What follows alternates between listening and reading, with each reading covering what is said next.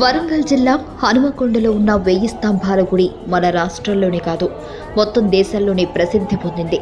ఆలయ ప్రాంగణంలో అడుగు పెట్టగానే మహా ఉద్వేగానికి లోనవుతాం. సోపానాల దగ్గర నుండి గొడవల వరకు దేన్ని చూసినా ప్రాణం లేచి వస్తుంది.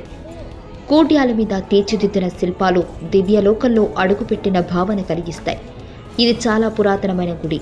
దీన్ని 12వ శతాబ్దంలో కాకతీయ రాజు రుద్రమదేవుడు నిర్మించాడు. కాకతీయులు అనంతర రాజులు ఈ ఆలయానికి వచ్చి నమస్కరించుకుని సేద తీరేవారని చెప్పే కథనాలు ప్రచారంలో ఉన్నాయి.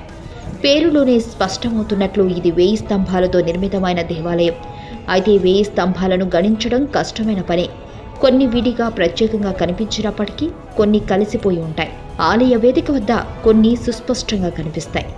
ఈ గుడి 1000 స్తంభాలతో నిర్మితం కావడం మాత్రమే కాదు, ఇక్కడ మరో విశిష్టత ఉంది. ఈ స్తంభాలపై నాణాలతో కానీ